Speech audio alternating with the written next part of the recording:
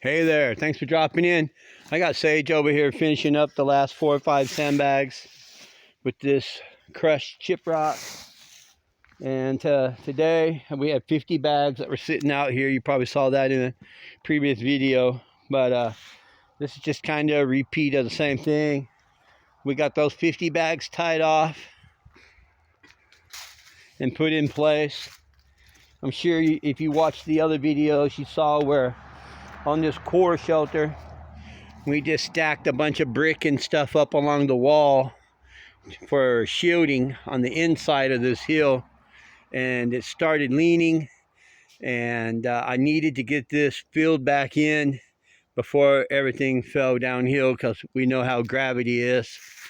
So on this core shelter, I buy sandbags, fill it up with the material that I got, whether it be chipped rock like this pile out here, or compost, or mulch. No, I didn't use mulch. I did compost though. And all these bags are placed. The orange ones were all filled and placed today. And all these white ones here, we filled with gravel and reinforced what was leaning here. And I mean, I'm putting another 2,000 sandbags on this probably. But I didn't want it collapsing and the brick rolling down the hill before I got it all reinforced with sandbags. And I got another 100 sandbags at home, and I have plenty of crushed rock over there. So next Saturday, I'm meeting the guy with the trailer to haul off a bunch of this trash down here, and we should have the other 100 sandbags and be able to fill between 50 and 100 and get the trailer delivered, clean up all these piles of garbage, and get it looking sharp. And we got a pile here as well that we're going to haul off. You can see it's just a bunch of scrap wood, old plywood and shit that we're not using for nothing. So all this shit will all get hauled out on the trailer, and we're still getting more gravel for the road. I think I need about another 4 to 6 trucks of gravel for that, so I can turn all this into a parking area. I can come in here, bust a U-turn, or drive all the way through to the culvert I'm putting in right down there where that vehicle was. Here's some more trash. So it'd be nice getting all this stuff out of here. Next, I'll be able to get rid of all of them light bulbs. That's a plus. That old tarp. So anyway, this is what we got done today. We got down here kind of late. We're leaving kind of early. So, I don't know, about 25 orange ones and maybe, and 50 white ones. So, 75 bags today. I'm pretty happy with that. We still got to get out of here, and I may tinker around with. There's my scrap metal pile. Here's some stuff we cleaned out of the yard cart. It's all metal. And yeah, man, I had a big spot right here that was deep, and we just filled these sandbags up. They seem pretty good. And normally I use sandbaggy.com, but when we come back, we'll have another 50 to 100 bags, and this low area here will be thickened up as well. Maybe another layer across the top of this girl here.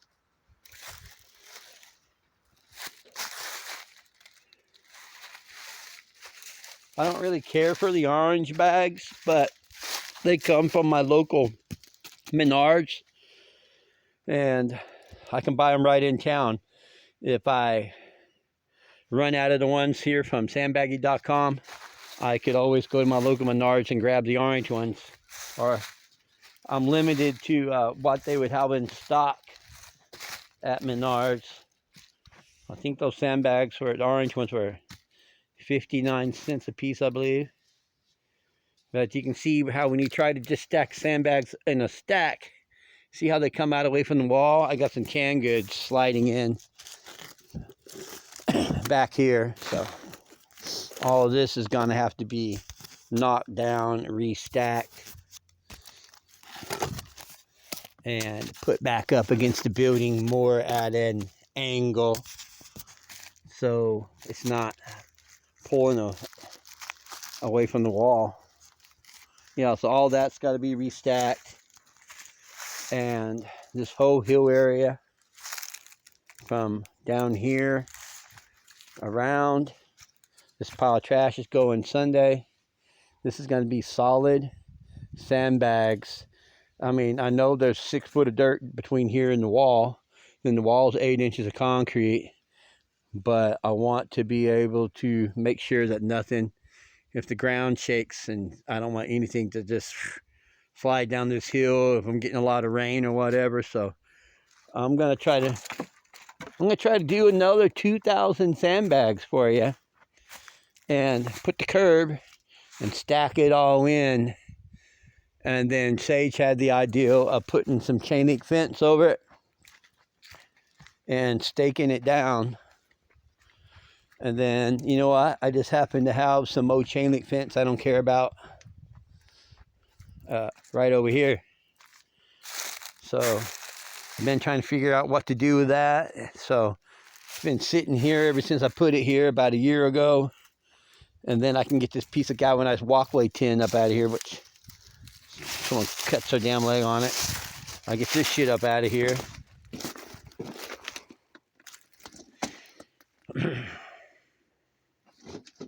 So he thought about putting that chain link over it and then pouring concrete over the top of all the sandbags when we're done. And then using the chain link fence as a type of rebar, basically, to help support the concrete from cracking and breaking. I don't know if it'd work or not. Tell me down below, do you think it would work? And we're gonna leave. We had 4 or 5 orange sandbags that we left sitting out down here that look like these bright orange construction ones that we just looked at from Menards, so people can see that we are down here working. I wish I had a group of people and we could all pool our resources about building a shelter, but nobody seems to want to watch the news and see what's going on, and everybody's got their head stuck in the sand. That way is that the last bag? Yep. Okay. I'm gonna stand these up. So we made a little dent in the gravel pile today. You know, not as big as I would hope, but every time you come down here, you do 50 sandbags, it will add up to a mountain. And as you can see, this here was all done 1 sandbag at a time. So, and stacked. That is a lot. That is not all dirt underneath it. A lot of it has sandbags and cinder blocks and cap blocks all stacked up around the room. And then when I had this leveled out over here, I had the Bobcat shove all the dirt up around the bricks and all the fireplace material and everything that I had stacked up around it. So that was all covered up. And then we started getting weeds to growing. So now we're sandbagging the shit out of it. And we're going to put a support jack inside of it and maybe put another 2 or 3 layers of actual sand in some of these bags and put it up on the top of it. We could always just store sandbags on top of the shelter after the concrete's done. But I thought it was a good idea. But this is what I wanted to show you. We killed this pile today, considering that all we did was fill up 57, 58 sandbags. But if you don't have a shelter and you want one, or you just want to see what the hell we're doing for a fallout shelter, maybe you haven't seen. It's small. The pile of dirt is really big, and the sandbags are really big, but I needed a door. This is it's got a seal on it. Let me see, I got my level holding the door open. Dang, that's crazy. Can't get that out. Now I'm all blurry. Okay, let me focus up. Show you we got. What the fuck? Damn, dude, you got all kind of shit in this door. Now it should close. It's a deep freeze door. Off a deep freeze. And it's bolted and screwed to the other wall, and then I foamed it all up, but it opens from the inside and the outside. But there's no protection from radiation through this little sheet metal and foam door. It may be 4 inches thick, but I think it's got foam in it. And it closes and latches good, and it's got that weather seal around the door. But I haven't found a way to make it seal. Let me see, I don't think I'm zoomed in. I haven't found a way to make it seal other than these are bags full of gravel. I can keep gravel bags, sandbags in the shelter here in front of the door, and I stacked enough that I wouldn't have to stack a whole pile in case I was having to get in here and close this door and block it. But I need more sandbags to put in here after I clean the trash out of it and let it dry out a little bit. That's why we had the door propped open with my level. And yes, you can see I need some more triple expanding foam right in here. And I need to seal all this up. I see some daylight up there still. And I need to put this piece of weather stripping back in. But we're doing what I can. Trying to, oh, that's an electrical wire for the switch.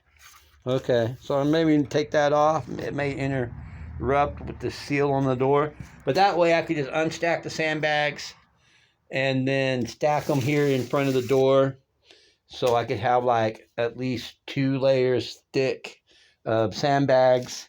I just have a wall right here, and then I could take them and drop them over the wall and fill in this area with sandbags. So then I'd have about 24 inches of crushed rock and dirt in between the door and the fallout. That would be outside of the shelter. So let me put that back in to hold the door open. It is ventilated in case somebody was to get in here and couldn't open the door. So it is ventilated. And we talked to the trash man. Like I said, all that stuff's going bye-bye. So this is all. That's pretty much it. All I'm doing tonight is going home, going back to work in the morning. And just trying to get by and survive. Thanks for watching, y'all. Check out my Ford. This is what I drove here in. F-150. This is my other one, my other F-150, which I'm actually using for a storage box just to throw some junk in to get it up off the ground out here. Clean this place up a little bit. That's all my treehouse stuff. That whole pile, everything's going in the treehouse, along with these timbers right over here. It's all getting cleaned up, and it's going in with this stuff over here, so we can get in here and level this ground up with the mini excavator that I'm planning on getting with my taxes. It's about $4 grand. It's from Harbor Freight. There's no extended warranty on it. Oh, there's a little firewood. But the bucket's small and it works slow. So I'm wanting to fill up sandbags. I think that I could set it up in here and excavate all this out right here and square this all up and just kind of get used to the controls on it. And I could dig all this out, dig it back 3 or 4 foot, dig it back another 3 or 4 foot, another 3 or 4 foot, and just dig all this dirt about 2.5, 3 foot deep out with a Harbor Freight mini excavator that I could buy with my tax return. And maybe do all the dirt work myself, but it's gonna take a while. But then I have the excavator. I could put the culvert in the front out here, and I could start trenching for the electricity. So let me know what you think. Appreciate you watching all the same videos about the same thing, because I'm probably gonna post like 3 or 4 different videos of what we did down here today, so you can have a different perspective or view angle, you know, different way of looking at things, different video. Here's the stuff that was in that yard cart the Sage tried to use when we delivered these bricks right over here, which were given to us from a lady in a local town. She wanted them removed from her yard. So I went by after working a 10-hour day and stayed there after dark, and we had to put hot water on these from the kitchen sink and pour water over them because they were frozen to the ground. But they were salvaging, so, and they were free. Just like all this stuff here. Free, free, free. Yeah, a big old chunk of ice. Yeah, so anyway. Somehow my gas can got knocked over by the dodo bird that was stacking the brick. You know who that was? I don't know what you're talking about. You never do. All right, so anyway, good news. It was worth coming down. We got the sandbags done. Look at that. It looks a lot better without knowing that the old brick are all covered up, don't it? Mm-hmm. Still needs a lot of sandbags. I think when we come around and do that wall, we just keep stacking and keep stacking and keep stacking so it doesn't settle and push down. That's why I say 2,000 sandbags is a lot of work. Yeah. So, do you like it? Thumbs up. Let me know below. Suggestions or ideals, just comment down below. And I usually check them all. I don't get that many comments. Bye, y'all. Like and share.